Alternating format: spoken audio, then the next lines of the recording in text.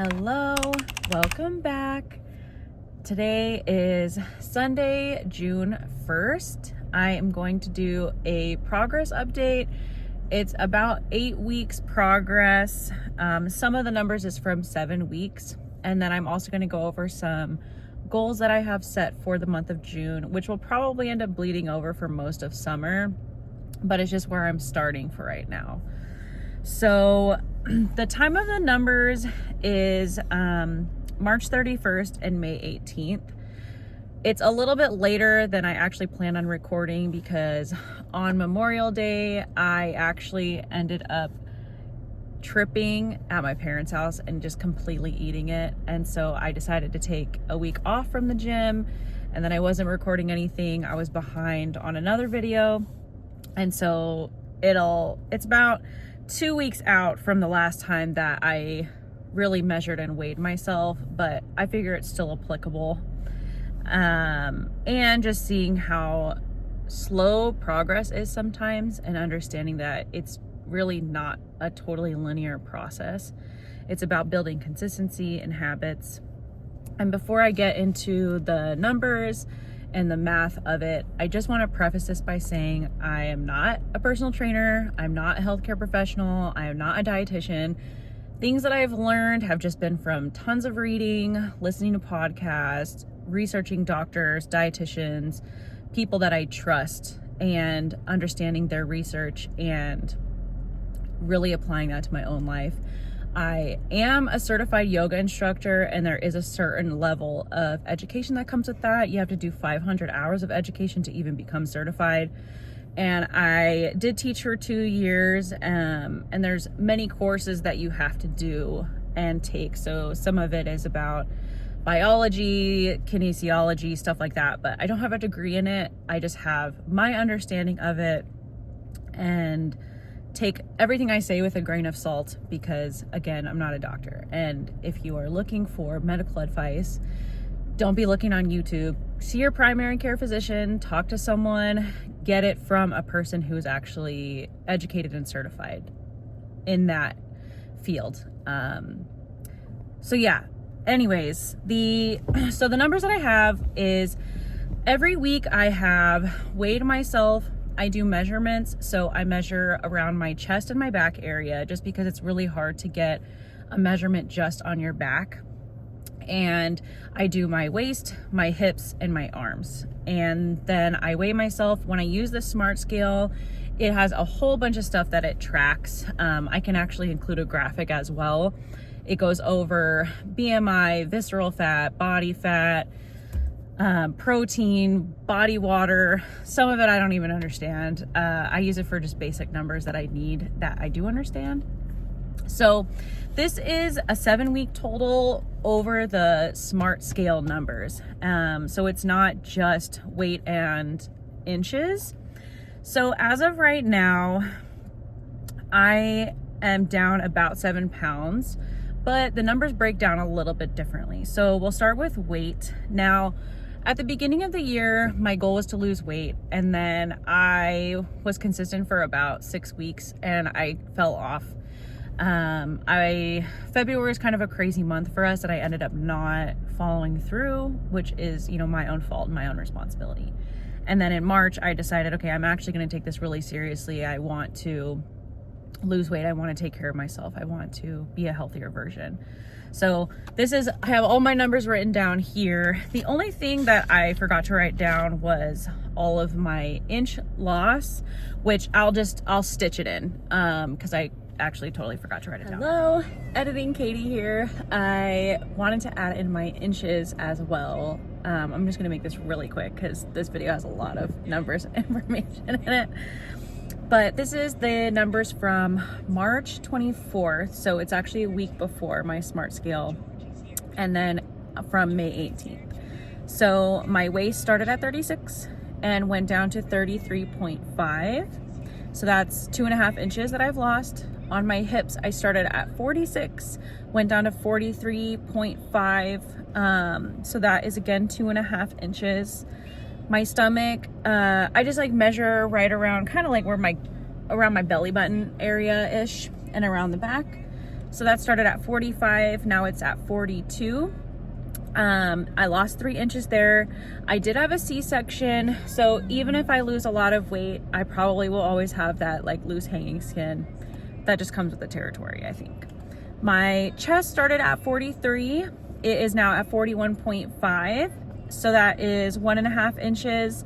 And my arm started at 13, is still at 13. Sometimes I get a measurement that says like 12.5. I really think it depends on how much I use it or work it out that week, because obviously when you're using your muscles, they're going to measure bigger. So I've had sometimes where it says 12.5, but no major loss in that area. But those are what the inches look like.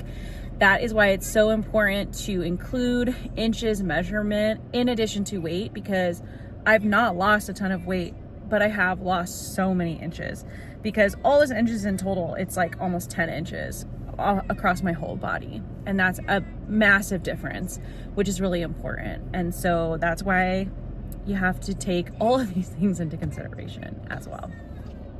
But my starting weight, this is March 31st, and this is not my actual starting weight, but I think it is the highest weight that I was. And so I think I actually started 2 weeks before I did these numbers. So my starting weight was 187.9, and right now my weight is 180.8. So it's 7.1 pounds that I've lost. I have been lower, so the lowest weight I've sat at was 180.3. However, your weight fluctuates based on many factors. And so I have actually not seen that weight since. And I think it was a week before I took these numbers. My body fat started at 50%, and it was 90 pounds of my entire body weight. So from 187, that's about half. So half of my body weight was just fat. And now my body fat has gone down to 47.4. It's not a huge difference, but it is 2.6%. It's a slow going process, especially when you're breastfeeding. When you breastfeed, your body produces a hormone called prolactin, and it actually has your body hold on to extra weight so that you can produce enough milk. That's not the case for everyone. Most women, though, they actually have a harder time losing weight. This idea that all the weight just falls off because you start breastfeeding. Yes, you're burning a ton of calories, but you're also starving. So the first like 6 months, I was like packing on weight like crazy, because I was eating at all hours of the day. You're not sleeping because you have a newborn. And so for a lot of women, and I actually talked to one of my friends who's a nurse, and she was like, yeah, it's actually not that common to lose weight when you breastfeed. And I felt really discouraged at first, and now I recognize that it's a normal part of motherhood. So my muscle mass started at 46.7%, and it is now at 49%. So it has gone up 2.3%. And the skeletal muscle was at 51.7 pounds. So your skeletal muscle is just the muscles that are attached to your bones, because there's different muscles for different parts of your body. Like you have muscles, parts of your internal organs and such like that. I don't quite know the breakdown, but the skeletal muscle are things that you're actually working. So like your biceps, your quads, your hamstrings, stuff like that. And so the skeletal muscle was 51.7 pounds, which is normal. It's pretty low for my weight, but it's a normal amount of muscle. So I'm not like deteriorating or having muscle loss as of yet. It starts to happen after you hit like 35, you start to lose muscle. And now, so it went from 51.7 to 52.3 pounds, which means I have had an increase of skeletal muscle mass of 0.5 pound, which is actually a decent amount of muscle gain over 8 weeks. Muscle takes a lot longer to build, and it's heavier than fat. And so my fat loss has been 8 pounds. But with that extra 0.5 pound, it seems like I've only lost 7 pounds in total. That's why I say the weight scale number is not always accurate, because you have to have these other numbers as well. And even smart scales are not going to be completely accurate. I think the most accurate readings that you can get would be if you got it done at like a doctor's office or something like that, where they can actually track some of this stuff. Now, the visceral fat is the fat that surrounds your internal organs. Visceral fat is actually an indicator that shows whether or not, or that shows how likely you are to end up getting sick or dying from an obesity related illness.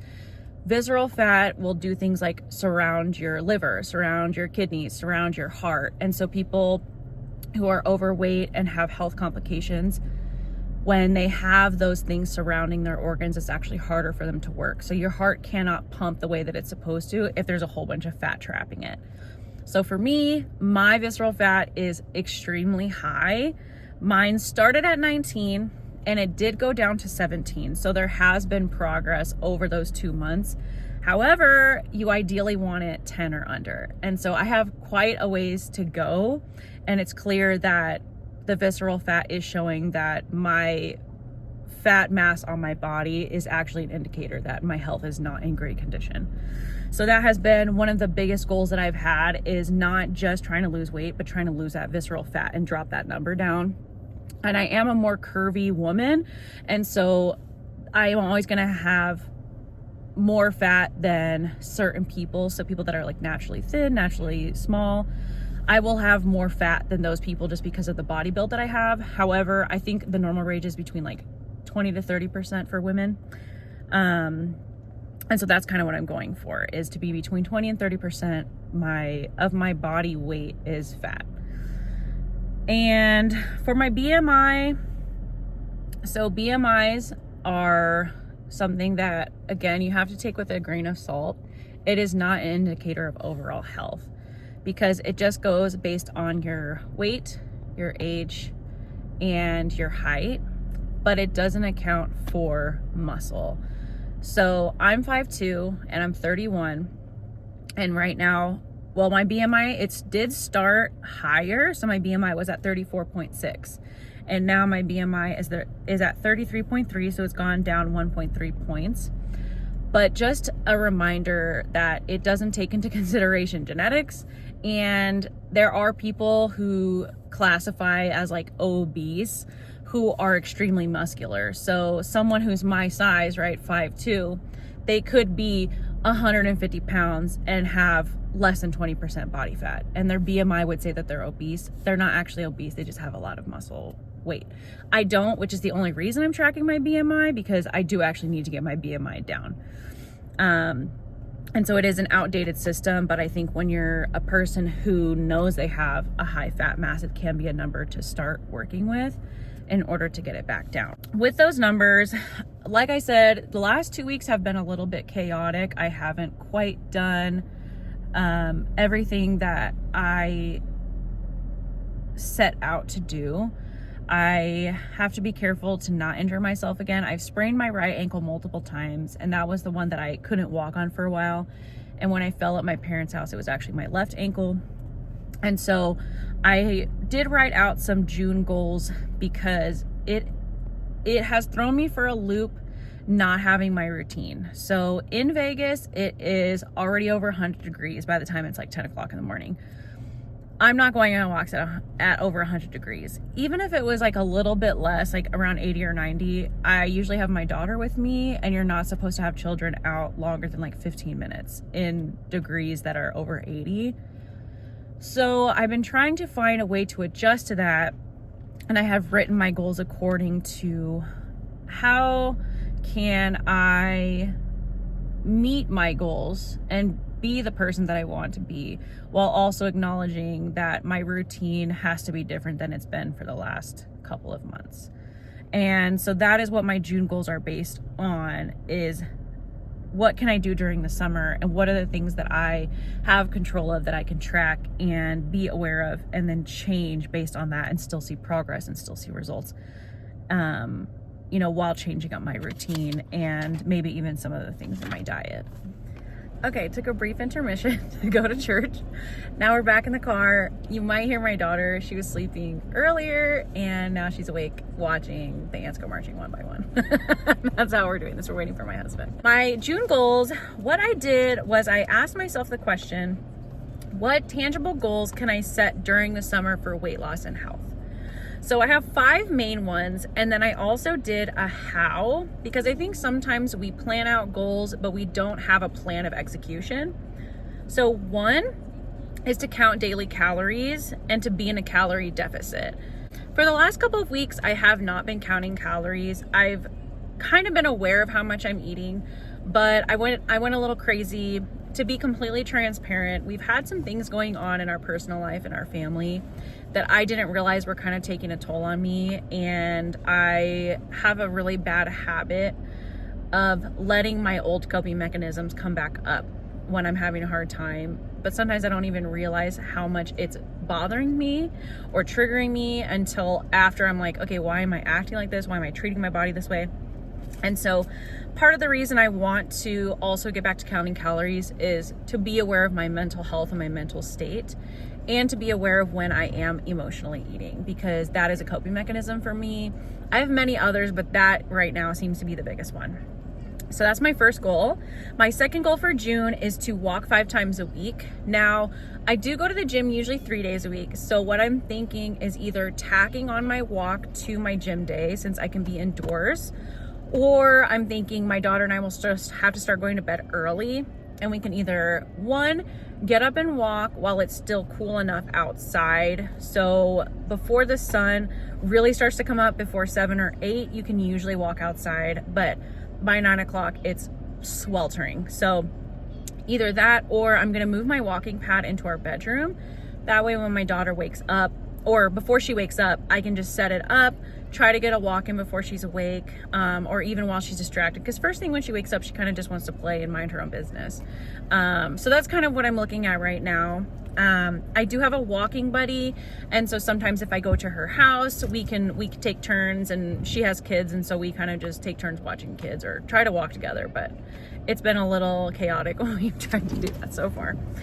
Okay, so goal number 3 is strength training 3 times a week. I'm already doing this, but I wanted to write it down so that it's still a tangible goal that I can hold myself accountable to. I'm doing a 3-day split, usually a lower body day, an upper body day, and then a full body day. My goal number 4 is to have a weight goal. And right now it is 175 pounds. It's being very ambitious. Right now I'm losing about a half a pound to a pound a week. So in order to hit that goal, I would have to be losing about 3/4 of a pound every week, which is a lot, and I would have to do it every week. But if I don't hit it, I might just push it into June, but that is kind of the goal that I'm going for right now. Number 5 is to plan out my meals at the beginning of the week. I have been working really hard on when I grocery shop to really only buy essentials and things that are easy to freeze so that I don't have to worry about not using them up. My husband and I have been working really hard on our food waste and how much we throw out. And what I'm thinking is that my husband and I can just sit down at the beginning of the week. I do most of the cooking. He'll cook every once in a while, but usually he's too tired after he's done with work and just mentally drained. So I'm thinking that I can plan it out by seeing what we have in the fridge, what we have in the freezer, what kind of groceries do I need to pick up.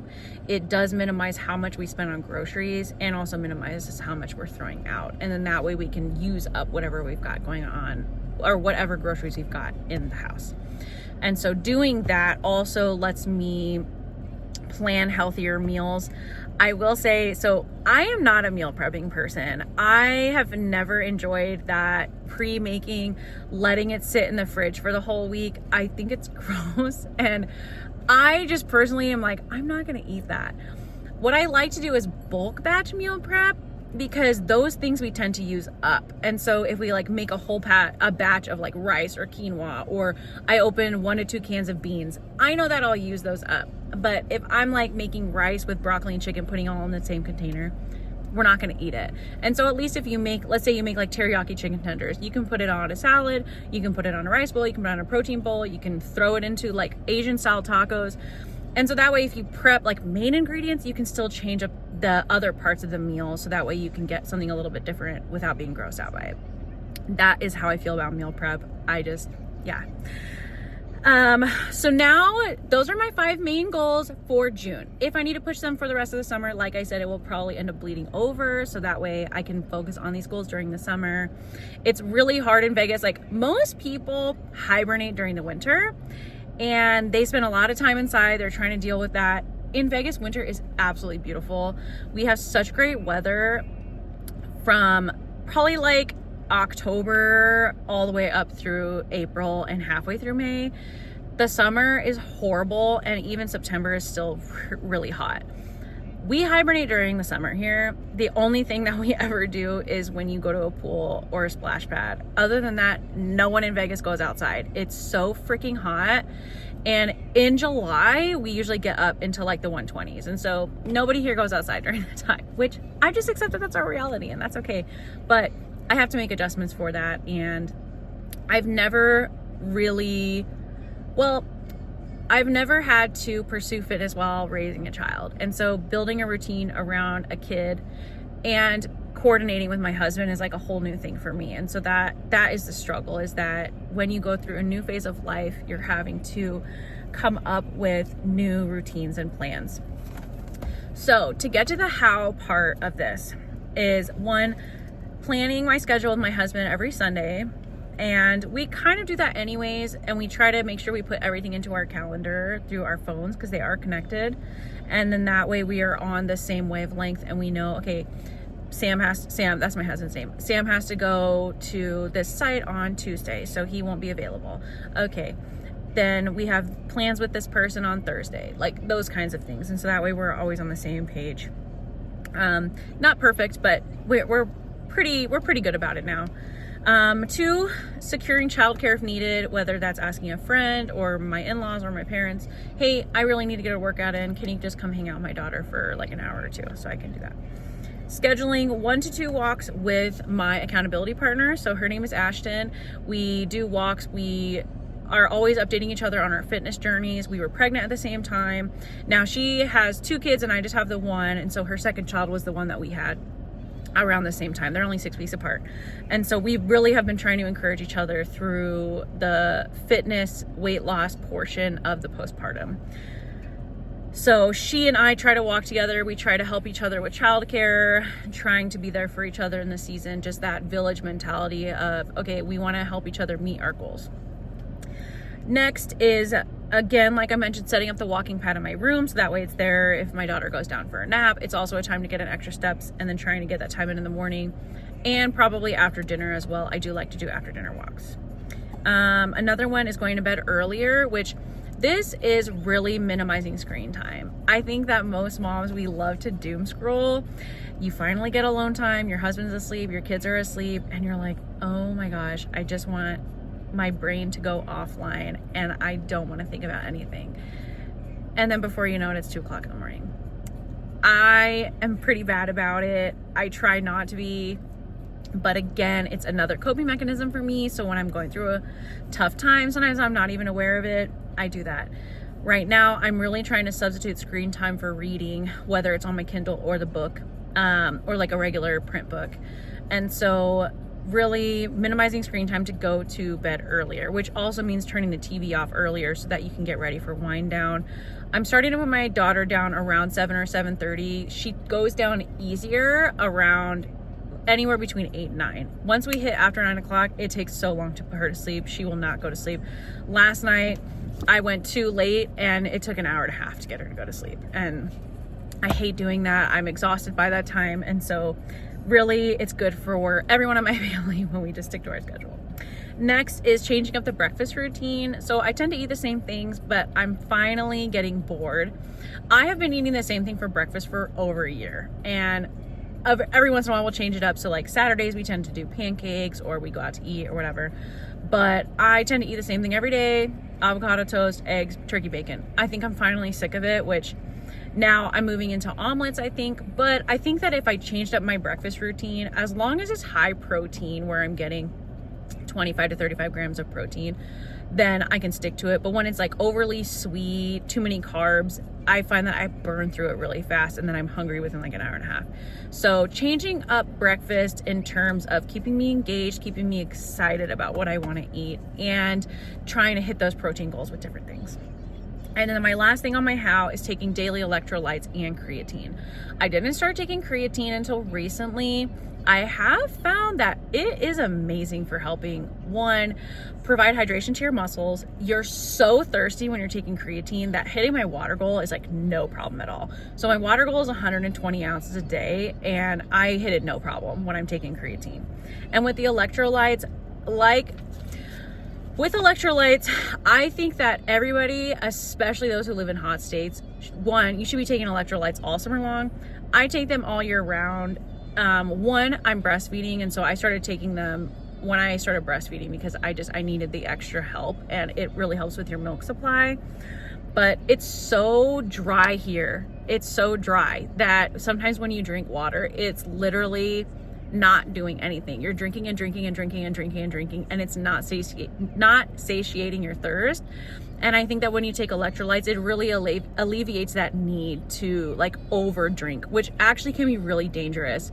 When I was a yoga teacher, I actually taught and took hot yoga, and that was something we had to emphasize over and over and over again, was that you have to take electrolytes when you're sweating everything out, so that it replenishes those stores of minerals and nutrients that your body needs. And living here, plus I was teaching hot yoga, so you're just like sweating 24/7, is really just giving your body what it needs. And so any person who's like an athlete, any person who's burned through everything your body uses up, they will tell you that electrolytes are really important.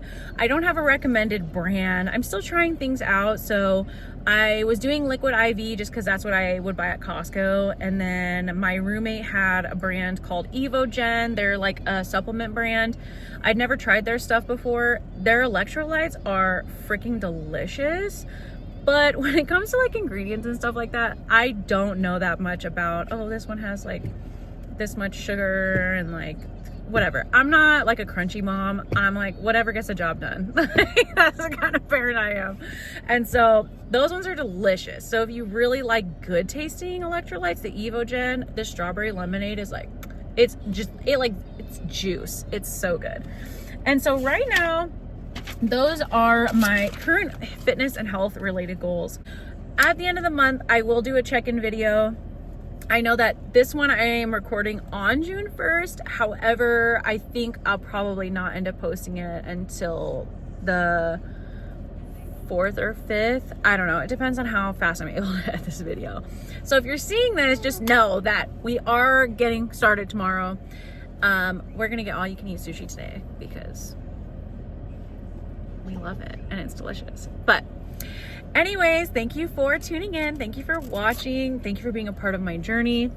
If you want to support me, you can like, comment, subscribe. And if you want to support our family, I will link my Amazon storefront in the show notes. That way you can see what products I like, the things that we purchase, and I also review products on that we buy for our family. So anyways, thank you guys so much. I appreciate all the love that I get from my close friends and family. My daughter's getting mad in the back. So bye. See you in the next one.